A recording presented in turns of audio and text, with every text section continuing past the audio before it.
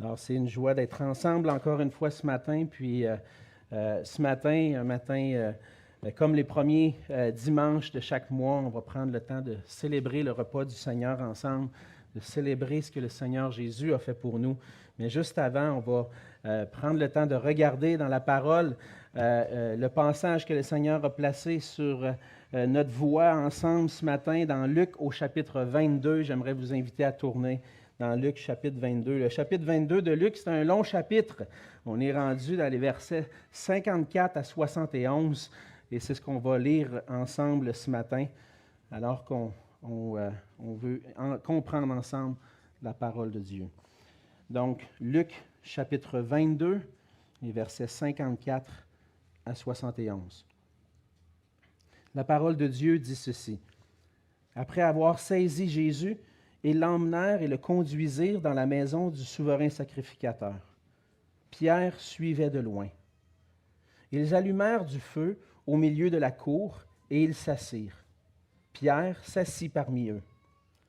Une servante qui le vit assis devant le feu fixa sur lui les regards et dit « Cet homme était aussi avec lui. » Mais il le nia, disant « Femme, je ne le connais pas. » Peu après, un autre, l'ayant vu, dit « Tu es aussi de ces gens-là. » Et Pierre dit « Homme, je n'en suis pas. » Environ 1 heure plus tard, un autre insistait, disant « Certainement, cet homme était aussi avec lui, car il est galiléen. » Pierre répondit « Homme, je ne sais ce que tu dis. » Au même instant, comme il parlait encore, le coq chanta. Le Seigneur s'étant retourné, regarda Pierre. Et Pierre se souvint de la parole que le Seigneur lui avait dite. « Avant que le coq chante aujourd'hui, tu me renieras 3 fois. » Et étant sorti, il pleura amèrement. Les hommes qui tenaient Jésus se moquaient de lui et le frappaient. Ils lui voilèrent le visage et ils l'interrogeaient en disant « Devine qui t'a frappé. » Et ils proféraient contre lui beaucoup d'autres injures. Quand le jour fut venu, le collège des anciens du peuple, les principaux sacrificateurs et les scribes s'assemblèrent et firent amener Jésus dans leur sanhédrin. Ils dirent « Si tu es le Christ, dis-le-nous. » Jésus leur répondit « Si je vous le dis, vous ne le croirez pas. Et si je vous interroge, vous ne répondrez pas. Désormais, le Fils de l'homme sera assis à la droite de la puissance de Dieu. » Tous dirent « Tu es donc le Fils de Dieu. » Il leur répondit « Vous le dites, je le suis. » Alors ils dirent « Qu'avons-nous encore besoin de témoignages? Nous l'avons entendu nous-mêmes de sa bouche. » On va se courber dans un mot de prière. Oui, Seigneur notre Dieu, c'est une grâce que nous avons de pouvoir nous approcher de toi, Seigneur, de pouvoir se présenter devant toi, devant ton trône de grâce, de pouvoir lire ta parole ce matin ensemble. Parce que, Seigneur, c'est toi qui l'as donné, cette parole. C'est toi qui se révèle à travers cette parole. Tu as conduit des auteurs comme Luc, Seigneur, à faire des recherches, à essayer de comprendre tout ce qui s'était passé au moment du ministère de Jésus, dans la vie de Jésus. Et ils les ont mis par écrit. Il a mis ces choses par écrit pour notre instruction. Et Seigneur, ce matin, même si ça fait 2000 ans que ce texte a été écrit, toi, tu es vivant, tu es réel, tu es là, et tu veux parler à nos cœurs à travers ce passage. Alors, Seigneur, dispose nos cœurs, que ton esprit puisse nous animer ce matin, pour qu'on puisse avoir une intelligence pour comprendre ta parole, pour qu'on puisse avoir des cœurs réceptifs, pour la saisir et l'appliquer à nos vies. Seigneur, viens faire ton œuvre en nous ce matin. Fais des grandes choses dans nos vies, parce que Seigneur, maintenant, ce qu'on veut, c'est vivre pour toi, vivre pour ta gloire. Transforme-nous pour que toute notre vie, Seigneur, puisse servir à te glorifier. Bénis ce temps, Seigneur, et c'est dans ton précieux nom que je te prie. Amen. Amen. On entre au Québec dans une période importante, une période d'élection. Les élections ont été lancées la semaine dernière Et puis, il va y avoir des élections au Québec pour choisir le futur parti qui va être au pouvoir au Québec, qui va prendre le pouvoir à l'Assemblée nationale. Et c'est un privilège dans notre société démocratique de pouvoir exercer un droit de vote, de pouvoir avoir le choix de choisir qui va diriger. Le droit de vote, c'est un droit important. On peut choisir qui va nous diriger. Bien, c'est sûr que collectivement, on choisit. Mais avant l'époque contemporaine, avant d'avoir ce choix-là, de pouvoir choisir, de pouvoir décider qui va gouverner, on était plus gouverné par des monarques. Les nations dans le monde étaient gouvernées par des rois qui dirigeaient et qui n'étaient pas nécessairement élus pour faire cette fonction-là, mais qui recevaient le règne par filiation, par descendance, par le fait que mon père était roi, bien, je suis le premier-né de mon père, je vais être un roi. Et bien souvent, les rois, les nations étaient dirigées par des rois qui cherchaient leurs propres intérêts, qui ne qualifiaient pas du tout pour cette tâche-là. Lorsqu'on prend le temps de regarder l'histoire en Europe pendant des siècles, plusieurs ne qualifiaient pas pour être un roi, mais ils avaient reçu le pouvoir parce que leur père était roi. Mais aujourd'hui, comme Québécois, comme Canadien qui vit dans un pays démocratique, on ne saisit pas totalement ce que cette idée-là de monarchie, de roi, de celui qui règne. Et puis, on n'arrive pas à saisir. Il faut reculer dans le temps puis dans l'histoire pour réussir à comprendre comment ça fonctionnait. Et puis, dans les Écritures, on voit cette forme-là de règne. On voit dans l'histoire du peuple d'Israël, il y avait un roi. Israël ne choisissait pas son roi. Le roi était établi par Dieu. Et puis même si nous, on exerce le droit de voter, on sait que les autorités sont établies par Dieu. Dieu établit l'autorité. Mais lorsque on regarde cette forme de gouvernement-là, d'un roi qui est sélectionné par Dieu lui-même, ou un roi qui reçoit le trône par descendance, on saisit davantage ce qui se passe dans ce passage ici. En venant sur la terre, Jésus est venu pour accomplir ce qui était nécessaire, pour établir le royaume de Dieu, pour mettre sur pied une nouvelle nation et pour renverser le royaume du diable, le royaume de Satan. Jésus vient pour établir un nouveau royaume. Jésus est ce roi promis par Dieu, qui va venir et qui va établir le règne de Dieu sur la terre. Mais lorsque Jésus est venu comme roi, même s'il était déclaré comme le roi, il n'a pas été reconnu comme le roi. Malgré le fait que Jésus était le Messie, les hommes l'ont rejeté, et puis Jésus, à travers ça, s'est livré lui-même jusqu'à la croix par obéissance au Père. Et par cette obéissance-là, Jésus a accompli notre salut. Mais non seulement il a accompli notre salut, mais aussi hérité d'une place privilégiée auprès du Père.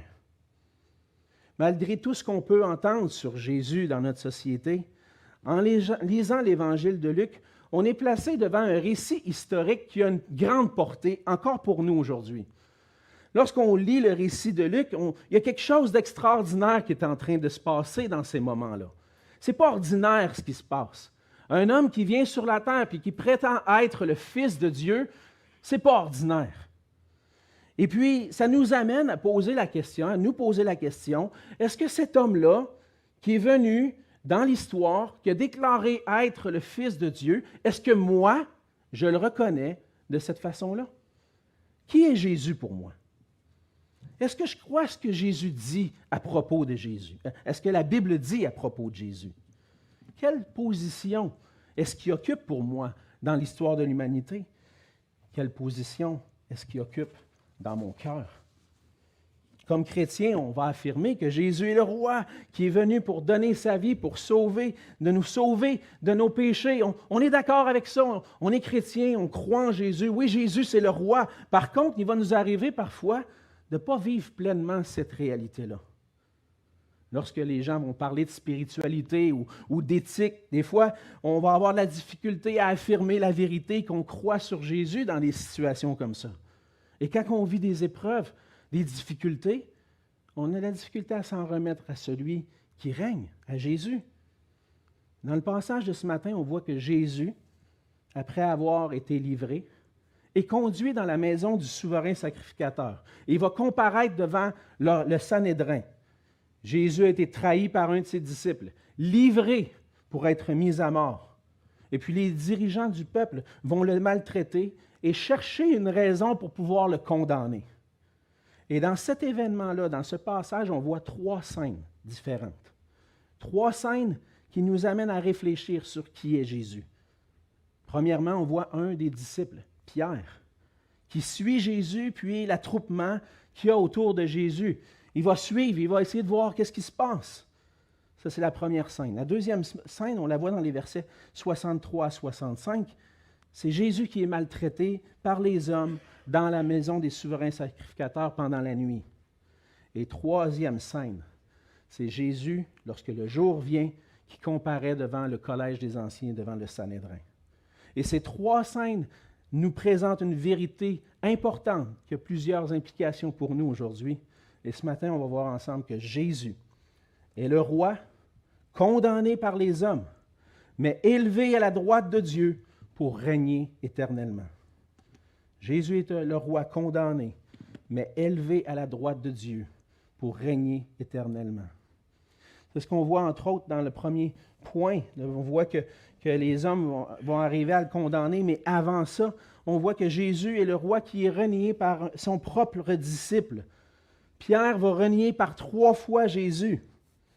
Jésus est conduit, on le voit dans le verset 54, il est conduit dans la maison du souverain sacrificateur. Et puis, qu'est-ce que ça nous dit? Ça nous met Pierre un peu à l'écart, puis qui suit de loin l'action.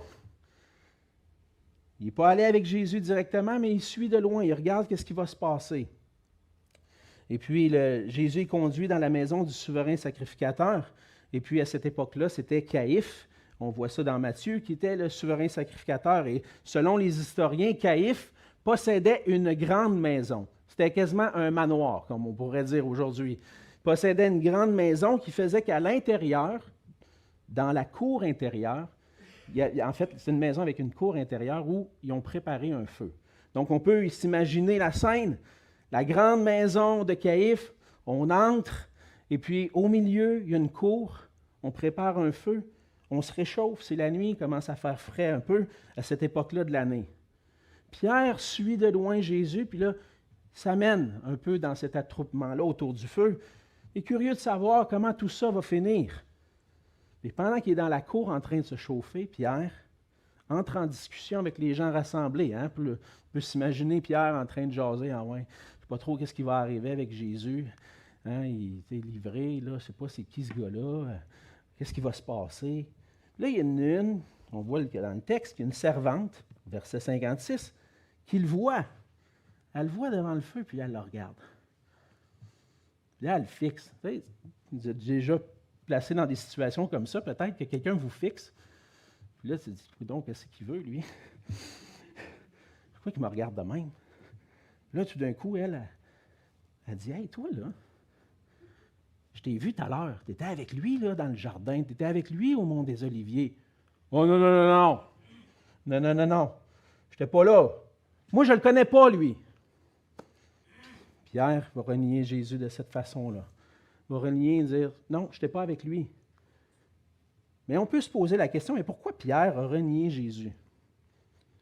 Si Pierre est identifié comme un disciple de Jésus, comme un de ceux qui continuent de proclamer des révoltes, hein, selon ce que les anciens du peuple, selon ce que les dirigeants du peuple disent, si lui fait partie de la même gang, si lui fait partie de la gang de ceux qui excitent le peuple à la révolte, qu'est-ce qui va arriver? Il va être mis à mort probablement lui aussi. Il risque, c'est ce qui risque d'arriver. Et on peut imaginer ce qui se passe dans la tête de Pierre à ce moment-là, quand les projecteurs commencent à se tourner sur lui. Hey, attends un peu, là. S'il m'identifie comme étant avec Jésus, qu'est-ce qui va m'arriver? ils vont me battre, ils vont me mettre en prison. Qu'est-ce qui va arriver à ma femme et mes enfants quand je vais être en prison? Si moi, je ne suis pas là pour subvenir aux besoins de ma famille, il peut se passer toutes sortes de tracas, d'insécurité, de peur, finalement, qui l'amènent à dire non, non, non, non, je ne le connais pas, moi.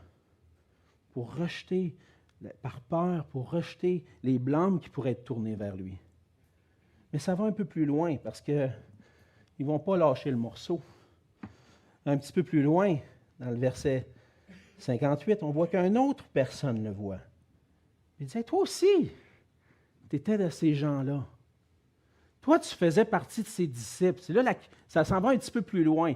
Ça ne va pas juste comme tu étais avec lui, toi, dans le monde, au Mont des Oliviers tout à l'heure. Ça va un peu plus loin. Toi, tu faisais partie de sa gang, là. Non, tu n'étais pas juste avec lui, tu es dans sa gang, toi, là. Non, non, non. Non, non. Moi, je ne fais pas partie de cette gang-là. Non. Puis là, encore une fois plus tard, 1 heure plus tard, un autre insiste. Hey, niaise-moi pas, là. Tu sais, je t'entends parler depuis tout à l'heure, tu as un accent. Je sais qu'il y en a qui viennent du Saguenay ici, puis du lac Saint-Jean, puis on entend leur accent quand ils parlent. Hein?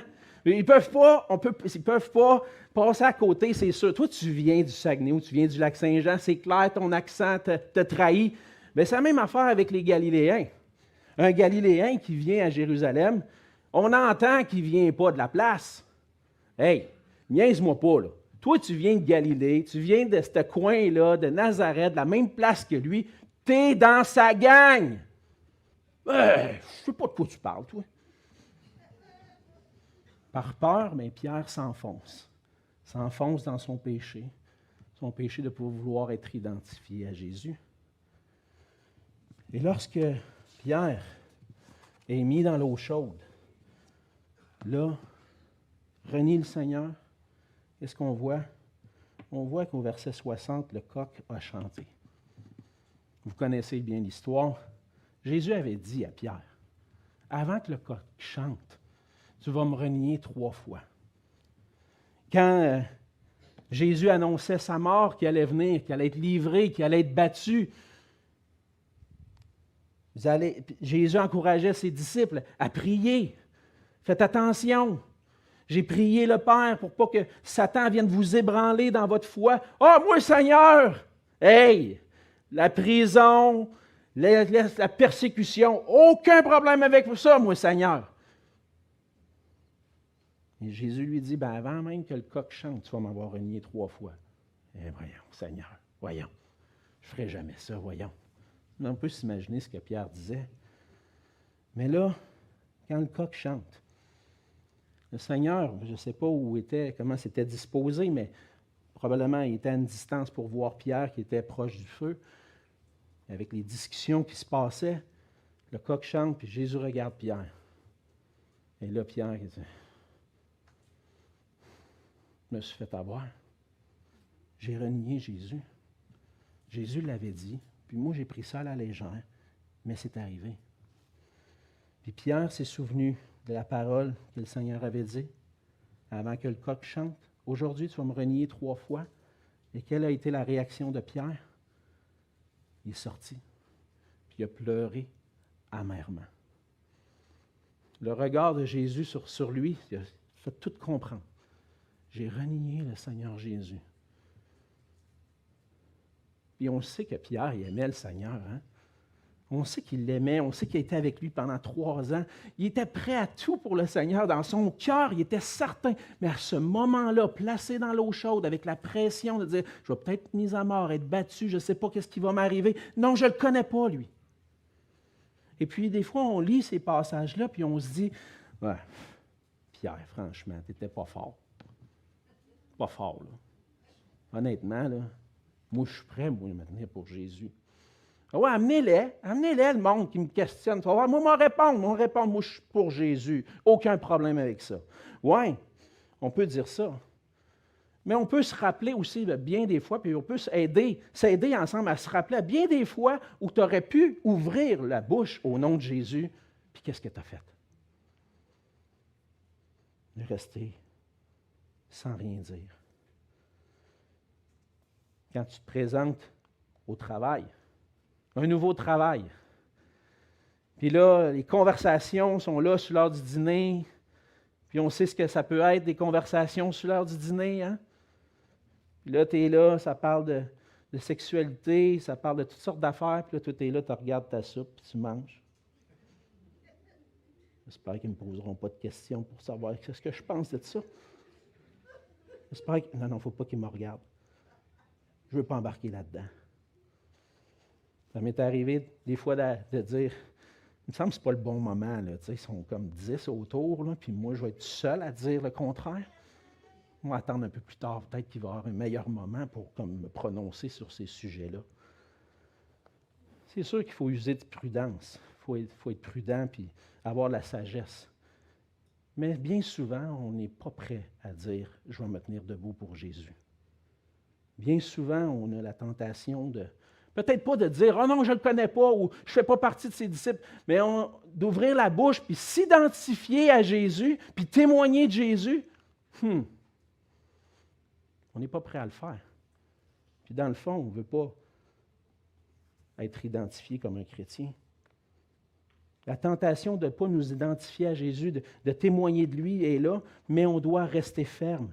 Frères et sœurs, le Seigneur Jésus nous a dit, juste avant, puis il avait averti les disciples, priez afin que vous ne tombiez pas en tentation. La tentation de ne pas s'identifier à Jésus-Christ est là, elle est présente toujours. Peu importe où on est placé. Puis des fois, ça se peut que tu te sois affiché comme chrétien, mais là que ça revient. Hey, sujet de conversation, là, hey, ça commence, lâchez-moi. Là. Mais est-ce que tu es prêt à témoigner de Jésus? Peu importe les circonstances. Et là, la question, c'est, comment je vais faire? Le Seigneur Jésus a dit, priez. Appuyez-vous sur moi. Quand vous êtes là, vous êtes devant la société, devant le monde, vous allez avoir une décision à prendre, vous allez avoir des sujets qui sont identifiés comme chrétiens, s'identifier comme chrétiens, tu vas avoir ces situations-là devant toi, puis tu vas être tenté de te retirer puis de rester à l'écart. Seigneur Jésus, prie. Tombe pas dans ce piège-là. Reste debout. Et ce qu'on aime voir aussi, c'est voir la suite de l'histoire. On sait que Pierre est tombé, a renié Jésus. Mais le Seigneur lui avait dit, quand tu vas revenir, quand tu vas t'être repenti, tu vas affermir tes frères. Puis on voit plus tard, au jour de la Pentecôte, que le Seigneur donne son esprit aux disciples. Puis c'est qui le premier qui est debout à évangéliser puis proclamer qui est Jésus? C'est Pierre. Parce que le Seigneur l'a fortifié par son esprit. Puis le Seigneur nous donne son esprit pour qu'on puisse rester ferme puis s'identifier à Jésus-Christ. Moi, je suis un chrétien. Mon roi, c'est Jésus. Celui qui règne sur ma vie, celui dont je suis les instructions, celui à qui j'obéis, c'est Jésus-Christ. Et peu importe ce qui va arriver, je suis prêt à me tenir debout pour lui. Mais ça ne vient pas de moi, cette force-là. Ça vient de l'Esprit de Dieu qui est en moi. J'ai besoin de m'appuyer sur le Seigneur chaque jour. On voit deuxièmement dans le passage que Jésus va être méprisé, condamné par les hommes. On voit que Jésus est conduit dans la deuxième partie, il est conduit dans la maison du souverain sacrificateur, puis en attendant que les anciens se rassemblent, il y a des hommes qui sont là, probablement des gardes du temple, de ceux qui font partie de ceux qui ont arrêté Jésus, ils commencent à se moquer de lui, à le frapper, à lui voiler le visage, en disant « Devine qui t'a frappé ». En fait, ce que ces hommes-là étaient en train de faire, c'est se moquer de Jésus qui prétendait être un prophète. S'il est prophète, s'il est Messie, on va y couvrir le visage, puis il devrait être capable de nous dire qui l'a frappé. On va voir s'il est vraiment le Messie. Alors, on met le voile sur Jésus, on commence à le frapper. Devine, tu es un prophète? Ah ouais, devine, c'est qui t'a frappé? Puis ils proféraient des injures contre lui, des blasphèmes. Ils ne reconnaissent pas Jésus comme le Messie, c'est ça la réalité. Ils le traitent comme ils ont traité les prophètes avant lui. Jésus avait dit déjà auparavant que le peuple d'Israël a rejeté les prophètes qui ont précédé. Lorsque Dieu envoyait quelqu'un pour parler au peuple, le peuple n'a pas voulu écouter ce que Dieu disait par la bouche des prophètes, ils n'écouteront pas Jésus non plus. Et ce n'est pas une surprise pour Jésus. Dans Luc 11, si on revient un petit peu en arrière, les versets 49 à 51, il dit « C'est pourquoi la sagesse de Dieu a dit, je leur enverrai des prophètes et des apôtres. » Mais qu'est-ce qui va arriver? Ils tueront les uns, persécuteront les autres, afin qu'il soit demandé compte à cette génération du sang de tous les prophètes qui a été répandu depuis la création du monde, depuis le sang d'Abel jusqu'au sang de Zacharie tué entre l'autel et le temple. L'Ancien Testament nous raconte comment Israël était endurci, ne voulait pas entendre la parole de Dieu, ne voulait pas entendre la parole des prophètes. Et puis, qu'est-ce qui arrive à Jésus? C'est exactement la même chose. Le peuple rejette Jésus. Et c'est pour ça qu'ils vont l'injurier, le frapper. On ne croit pas que tu es le Messie. On s'en fout de toi. Tu es juste bon pour être mis à mort. Ils ne reconnaissent pas qui est devant eux. Et lorsque le jour vient, Jésus va comparaître devant le Sanhédrin. On voit que le collège des anciens du peuple, les principaux sacrificateurs, les scribes, tous les chefs religieux de cette époque-là, qui connaissaient les Écritures, prétendaient connaître les Écritures. Parce qu'on sait que Jésus dit, vous prétendez connaître les Écritures, mais vous ne comprenez rien de qui je suis. Tous ceux-là sont rassemblés puis ils veulent faire un procès à Jésus. On veut trouver une manière de le condamner. Et lorsque Jésus se présente et il pose la question à Jésus, si tu es le Christ, dis-le nous. Jésus a déjà eu des conversations avec eux. On les a vues, ces conversations-là. Quand il y a des conversations avec eux, c'est quoi qu'ils réalisent? Ils réalisent que leur cœur est endurci. Ils ne veulent pas croire. Dans le fond, quand bien même je vous le dirais, ça ne changera rien. Vous êtes endurcis, vous ne voulez pas me croire. Alors, Jésus va leur répondre. Il dit, vous ne me croirez pas si je vous le dis. Votre idée est déjà faite. Vous faites juste me poser la question pour trouver un moyen pour m'accuser. J'ai beau déclarer que je déclarerais que je suis le Christ, ça ne changera absolument rien. J'aurais beau avoir des discussions avec vous, ça ne changera rien. Votre cœur est endurci, votre décision est déjà prise. Mais il déclare quelque chose. Et on va voir un peu plus loin, qu'est-ce que Jésus déclare. Il dit, je vous interroge, je ne répondrai pas, mais je vais vous donner un petit indice, par exemple. Désormais, le Fils de l'homme sera assis à la droite de la puissance de Dieu. Oh boy, qu'est-ce qu'il vient de dire là? Je pense qu'on vient d'entendre ce qu'il fallait pour le condamner. Hey, tu es en train de dire que tu es le Fils de Dieu, toi, là. Si tu dis que tu vas être assis à la droite de la puissance de Dieu, tu te fais le Fils de l'homme qui a été annoncé dans les prophètes, tu te fais le Fils de Dieu qui est assis à la droite de Dieu. Tu es en train de dire que tu es le Fils de Dieu, là, hein? C'est ça que tu nous dis? C'est votre parole. C'est ce que Jésus va répondre. Vous le dites. Je le suis. Et là, il a déclaré ce qu'il voulait entendre, ce qu'eux voulaient entendre. Il dit, nous l'avons entendu nous-mêmes de sa bouche. Et qu'est-ce qui arrive? Il va être condamné. Mais lorsqu'on regarde ce passage-là, on est placé devant cette question-là, nous aussi. Crois-tu que Jésus est le Fils de Dieu? Le roi promis, qui est désormais assis à la droite de Dieu, à la droite de la puissance de Dieu. Si tu avais été dans le collège des anciens, si tu avais été parmi les scribes, qu'est-ce que tu aurais dit sur Jésus? Jésus, c'est un illuminé. On peut dire ça aujourd'hui. Jésus, c'est un illuminé, puis eux autres, ils l'ont pris au sérieux. Ils sont allés bien trop loin, quand même, là, d'aller le mettre sur une croix pour ça. C'est un illuminé, laisse-le faire, là, puis on va le laisser aller. On ne le met pas à mort pour ça. Mais la question revient à toi quand même. Peut-être que tu n'aurais pas mis à mort Jésus, peut-être que tu n'aurais pas fait en sorte qu'il souffre de la même façon. Mais qu'est-ce que tu dis de lui? Qu'est-ce que tu dis sur lui? Est-il le Fils de Dieu?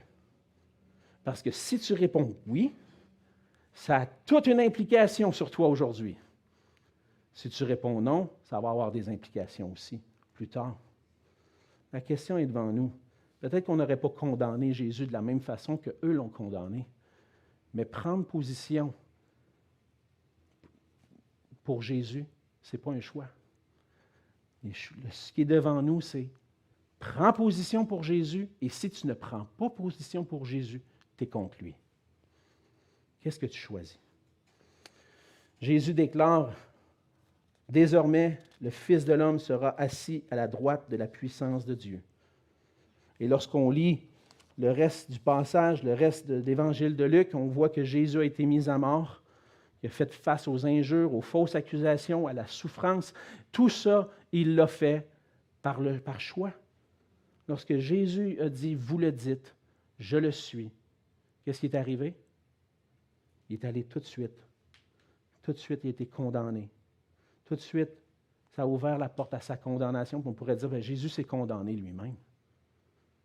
Jésus s'est condamné, oui, mais à cause de qui il était. Il ne pouvait pas nier qui il était. Mais Jésus était au contrôle de la situation, dans cette situation-là. Et lorsqu'il déclare « Je le suis », il sait qu'est-ce que ça veut dire. Ça amène jusqu'à la croix. Et par sa mort à la croix, Jésus a accompli tout ce qui était nécessaire pour le salut. Il a reçu sur lui la condamnation qu'on méritait pour nos péchés. La croix, c'est l'obéissance de Jésus jusqu'au bout, pour qu'on puisse être pardonné de nos péchés, pour qu'on puisse être réconcilié avec Dieu, pour qu'on puisse trouver la joie, la paix, l'amour dans nos cœurs, comme on l'a chanté tout à l'heure. Jésus accomplit tout ça pour qu'on puisse être pardonné de nos péchés, délivré de nos péchés et jouir d'une relation personnelle avec Dieu. Ce pourquoi on a été créé depuis le commencement, on a été créé pour vivre en relation avec Dieu, mais le péché place cette séparation-là avec Dieu. Jésus vient accomplir ce qui est nécessaire pour qu'on puisse être réconcilié. Puis Jésus n'est pas resté dans le tombeau. Jésus est ressuscité. Il règne à la droite de Dieu. C'est une réalité aujourd'hui, c'est ce que l'histoire de Luc nous raconte. Lorsque Jésus dit qu'il est le Fils de l'homme, il déclare « Je suis celui qui va régner ». Vous pensez être au contrôle de la situation quand vous me condamnez. Vous pensez vous débarrasser de moi, mais ça n'arrivera pas comme ça. Je vais ressusciter, puis je vais être placé à la droite de Dieu. C'est moi qui règne. Dans Daniel 7, on n'aura pas le temps d'aller voir les passages, le temps avance tellement trop vite. Daniel 7, les versets 13 et 14. Je vous les donne si vous voulez les prendre en note. Daniel 7, 13 et 14. Et puis le psaume 2, les versets 1 et 2. Et tout le psaume 2, en fait, parle de ce moment où le Fils de l'homme, le choisi par Dieu, va être élevé à la droite de la majesté de Dieu. Jésus est ressuscité. Et l'auteur de l'Épître aux Hébreux nous dit « Le Fils est le reflet de sa gloire et l'empreinte de sa personne. Et il soutient toutes choses par sa parole puissante. Il a fait la purification des péchés et s'est assis à la droite de la majesté divine dans les lieux très hauts. » Jésus, aujourd'hui, règne. Et devant les autorités de son temps, Jésus a déclaré que c'est lui qui détient la véritable autorité. C'est lui qui va régner pour toujours. Et ce que nous devons faire, lorsqu'on prend le temps de réfléchir, c'est de dire, si Jésus est vraiment le Fils de Dieu, est-ce que je le crois? Est-ce que je crois vraiment qui il est? Est-ce que je suis prêt à entendre sa parole? Est-ce que je suis prêt à obéir à sa parole? Est-ce que je suis prêt à me soumettre à lui en toutes choses? Parce que Jésus est ressuscité. Il est élevé à la droite de Dieu et il règne pour toujours. Le premier ministre que vous allez élire, qu'on va élire ensemble, c'est juste un sous-roi. Le roi des rois, c'est Jésus-Christ. Et on a besoin de se soumettre à lui. Alors que c'est le moment qui semble le plus comme la défaite totale pour Jésus, Jésus dit, je vais remporter la victoire. Parce que Jésus est le roi qui a été condamné par les hommes, mais que Dieu a élevé, qui est à la droite de Dieu, qui règne éternellement. Jésus est notre roi, Jésus est notre Seigneur et mérite toute la gloire, toute l'adoration. Ce qu'on doit faire maintenant, c'est plier le genou devant lui. Est-ce que c'est ce que tu as fait dans ton cœur? As-tu plié le genou devant Jésus-Christ? As-tu choisi de t'en remettre à lui pour ton salut? As-tu choisi de te soumettre à lui entièrement? Puis de vivre pour la gloire de celui qui s'est offert pour toi, pour te sauver. De vivre pour déclarer et témoigner Jésus est roi. Et ce matin, ce passage nous rappelle ce que Jésus a subi pour nous, mais il nous rappelle aussi que Jésus règne. Et ce matin, on va prendre ensemble le repas du Seigneur. On va chanter des chants qui vont nous amener à réfléchir à ce que Jésus a fait pour nous. Mais ce qu'on veut faire ensemble, c'est célébrer notre roi. Dire qu'il est merveilleux. Dire qu'il est grand. Dire que c'est lui qui règne encore aujourd'hui. Prions ensemble. Seigneur notre Dieu, merci pour ta parole. Merci Seigneur Jésus pour tout ce que tu as accompli pour nous en venant sur la terre. On n'aurait pas assez d'une demi-heure ou de 3/4 d'heure pour parler de toutes ces choses-là. Puis, Seigneur, des fois, j'ai l'impression de courir un marathon en 30 minutes parce que c'est tellement grand ce que tu as fait pour nous. Mais ce qu'on veut faire, Seigneur, ce matin, c'est se rappeler de qui tu es. Qui tu es. Et plier le genou devant toi. Te dire, Seigneur, pardon pour les moments où je ne suis pas prêt à m'afficher pour toi, à m'identifier à toi. Pardon, Seigneur, pour les moments où, dans mes difficultés, j'ai l'impression que je veux prendre le contrôle de ma vie plutôt que de m'en remettre à toi. Seigneur, aide-nous. Aide-nous par ton esprit, Seigneur, parce que sans toi, on ne peut rien faire. À être prêt à déclarer qui tu es, à prendre position pour toi, à témoigner de toi, à nous identifier à toi, parce que tu es le roi puissant, tout-puissant, qui règne. Et aide-nous, Seigneur, à nous en remettre à toi en toutes choses, à se soumettre à ta volonté, à traverser les épreuves, sachant que tu es avec nous. Aide-nous, Seigneur, à te célébrer, parce que tu es notre roi. Et c'est dans ton nom précieux que je te prie. Amen.